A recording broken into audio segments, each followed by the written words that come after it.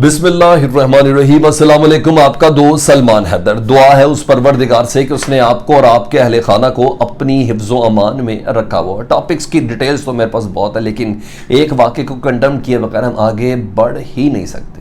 लानत है ऐसी ज़िंदगी पर अगर इसके ऊपर कंडेम्प्ट हमने नहीं किया। इसको किसी पार्टी के साथ नत्थी ना करें। मस्जिद नबी में हुए इस वाक़े को कि इसको पीटीआई वर्कर ना करें। मैंने इसी मस्जिद नबी के अंदर गो न्याजी गो के नारे भी सुने हैं और आज चोर चोर के नारे भी सुने हैं, गो नवाज गो के भी नारे सुने हैं, ये सब गो इमरान गो के भी मैंने नारे सुने। इंतहा हो गई, लेकिन आज तो उससे भी ज़्यादा हद हो गई। मैं आपसे बात करना चाहता हूँ, इतनी ज़्यादा गुफ्तगू नहीं करूँगा इस मौजू पे, बिल्कुल नहीं करूँगा, क्योंकि इसमें एहतियात बहुत शर्त है।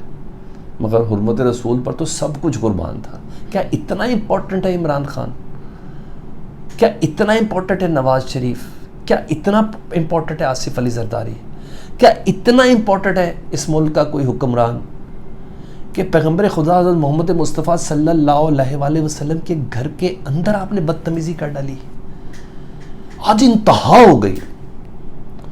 शाहजैन बुकटी के बाल खींचना, चोर चोर के नारे। मैं क्या आगे बढ़ूँ? सिर्फ अब इंतहा मैं को फतवा देने वाला कौन सा होता हूँ?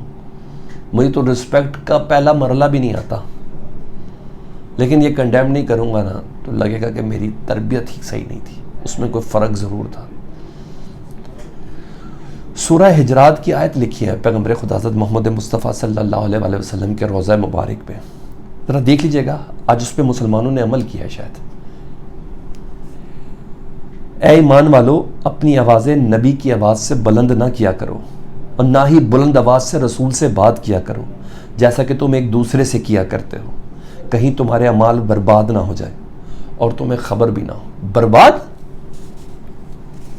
आपने पैगंबर के सामने ऊंची आवाज़ में गुफ्तगू की, उनके घर में बुलंद आवाज़ में गुफ्तगू की, आपने बदतमीज़ी की इंतहा की।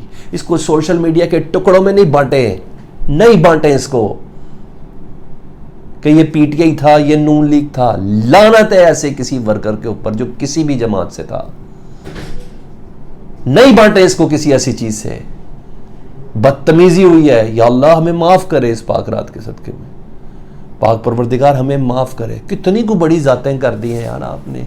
जहालत अपनी एंड पे नहीं पहुंच गई, अपने एंड पे नहीं पहुंच गई। अवामी रिएक्शन इसी जगह पे देना था आपने, इस जगह पे देना था आपने। इम्पैक्ट इमेज, मैं तो कहता हूँ लानत भेजे ना किसी इम्पैक्ट पे, किसी इमेज पे कि क्या रह गया होगा सऊदी अरब में हमारा इम्पैक्ट, क्या रह गया होगा लोगों के सामने हमारा। लानत भेजता हूँ मैं। जब हमने पैगंबर खुदा हज़रत मोहम्मद मुस्तफ़ा के सामने ही हमने बदतमीजी कर दी, बड़ा जुल्म हो गया ये बड़ा। इसमें कोई फतवेबाजी नहीं करें, कुछ नहीं करें, ये जहालत है भाई। इसका ताल्लुक पीटीआई से नहीं है, इसका ताल्लुक किसी मुस्लिम लीग नून से नहीं है, इसका ताल्लुक सिर्फ जहालत का ताल्लुक जहालत से है। मैं फील्ड में करता हूँ काम, मैं पीटीआई के जलसे भी करता हूँ, मैं मुस्लिम लीग नून के भी करता हूँ, मैं पीपल्स पार्टी का, तो सब मुझे जानते हैं। जो मैं देखता हूँ मुझे पता है जहालत बदरजा उत्तम मौजूद है। मैं विटनेस भी हूँ और मैं आपको इसका सबूत भी दे सकता। मगर यार ये कौन सा जमहूरियत और फ्रीडम ऑफ स्पीच और आज़ादी इज़हार राय है कि जिसने आपको आज़ादी इज़हार दी आपने उसके घर पे आज़ादी इज़हार कर दिया, गधों की आवाज़ में बात करके, बुलंद आवाज़ में बात करके। बस मैं ये कहूँगा कि जितना तुफ किया जाए इन लोगों पे, रहमतुल आलमीन इन्हें माफ़ कर सकते। इंसान के बस की बात नहीं। और फिर ये पैगंबर की हुर्मत, शान, इज़्ज़त, गुस्ताखियों के हवाले से आवाज़ें बुलंद करना, क्या है ये? आपके एक्टर ने साहब, मैंने तो आयत भी सुना दी आपके सामने रख दीजिए। ऐ ईमान वालों, अपनी आवाज़ें नबी की आवाज़ से बुलंद ना किया करो, ना बुलंद आवाज़ से रसूल से बात किया करो। आप घर पर रसूल के जैसा कि तुम एक दूसरे से किया करते हो, कहीं तुम्हारे अमाल बर्बाद ना हो जाओ, तुम्हें खबर भी ना हो। मैं खबर दे रहा हूँ जी इस आयत पे, यह आयत से पहले तक था खबर ना हो, अब ये खबर हो गई। तो जितना इसको कंडेम्ड किया जाए उतना इसका मेरे पास कुछ नहीं है।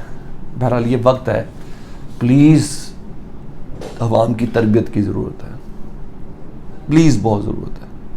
हम अंधे हो गए। आगे बढ़ जाते हैं जी टॉपिक्स की तरफ जी। फराह बीबी ने जी सामने आने का फ़ैसला कर लिया, पाकिस्तान आने का फ़ैसला कर लिया, नैब की इंक्वायरी भुगतने का फ़ैसला कर लिया, उनका रिएक्शन आ गया, वो भी मैंने आपको बताना है। दूसरी तरफ जी कलीमुल्लाह सलीमुल्लाह चला 12 बजे तक किसी गवर्नर साहब ने ओथ ने लिया हमजा शहबाज साहब से, और लीगल एस्पेक्ट के साथ उन्होंने सदर को दोबारा ख़त लिखा जी।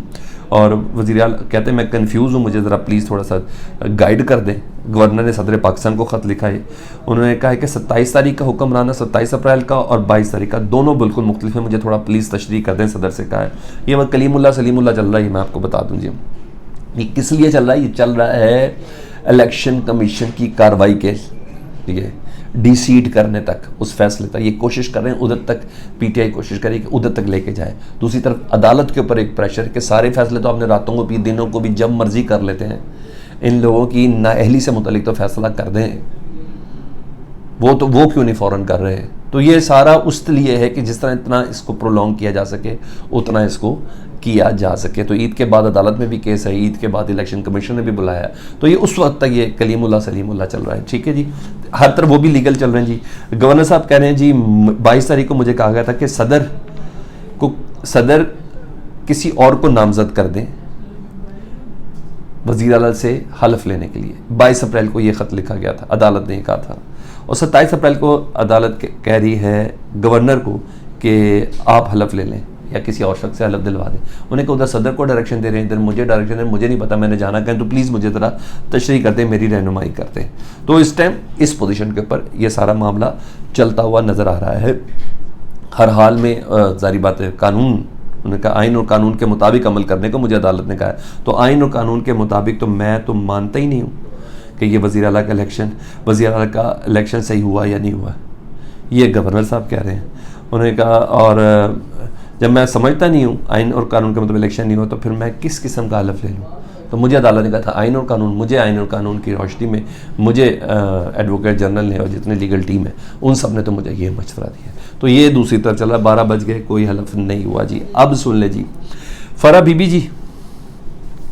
बीबी से मुतल्लिक मैंने आपको बताना था जी। फराह बीबी साहब का रिएक्शन आया, उन्होंने कहा नैब इंक्वायरी के सिलसिले में वी विल नीदर हाइड और अवॉइड इन्वेस्टिगेशन, ना हमने छुपाई है कोई इन्वेस्टिगेशन, ना ही हमने कोई अवॉइड किया है। We will appear before NAB's inquiry team both in person and through our legal team. मैं खुद भी आऊँगी जी नैब की इंक्वायरी के सामने, अपनी लीगल टीम को भी पेश करूँगी, मुझे किसी किस्म की इंक्वायरी से कुछ नहीं है। तो फराह खान साहबा ने खुद अब आने का फ़ैसला कर लिया, जब एक पूरा एक उनके ख़िलाफ़ पूरी फील्डिंग खड़ी हुई है, जिनका बहुत सी चीज़ों का उनको जवाब देना है, कोई शक नहीं, मीडिया के सवालों के जवाब देने, जितने बड़े बड़े थब्बू आ रहे हैं ना एविडेंसेस के, तो फराह खान साहबा का इसका जवाब देना बहुत ज़्यादा ज़रूरी। तो इस जवाब के उन्होंने अब ये रिएक्शन दिया कि मैं खुद पाकिस्तान आ रही हूँ और नैब की इस इंक्वायरी का जब तक इंक्वायरी का नैब की मैं खुद भी पेश होंगी, मेरी लीगल टीम भी पेश होगी, मुझे किसी किस्म का कोई वजन, कोई डर, कोई मैंने इलीगैलिटी नहीं की है। वी विल नीदर हाइड और अवॉइड इन्वेस्टिगेशन, ना हम छुपाएंगे कोई चीज़, ना कुछ करेंगे, सब कुछ आवाम के सामने पेश करने के लिए तैयार है। तो अब फराह साहबा ने बिलाखिर पहला आंसर दिया है, क्योंकि कोई आंसर उनके शौहर 1-2 प्रोग्राम के अंदर तो दे रहे थे, बातें कर रहे थे दुबई से, लेकिन अब उन्होंने बाकायदा तौर पर जो नैब ने जो उनके खिलाफ इंक्वायरी का जो हुक्म दिया उस सिलसिले में उन्होंने पेश होने का बाकायदा तौर पर ये इंदिया दिया। तो ये वो अपडेट्स है, मैंने कहा मैं आपको बता दूं कि इस वक्त ये चल रहा है। आखिर में एक बार फिर परवरदिगार इस रात के सदक़े में हमें माफ़ कर दे तो ज़्यादा बेहतर है। कोई ऐसा कर्म नहीं है कि जिसकी बिना पर हमने, जिससे तू सबसे ज़्यादा प्यार करता है, हमने उसके साथ गुस्ताखी की। कोई दूसरा जवाब ही नहीं है, कोई दूसरा जवाब है ही नहीं है ना, कि बदतमीज़ी हो गई है, ज़्यादा वाली बदतमीज़ी हो गई। अल्लाह मियां हमें माफ़ कर।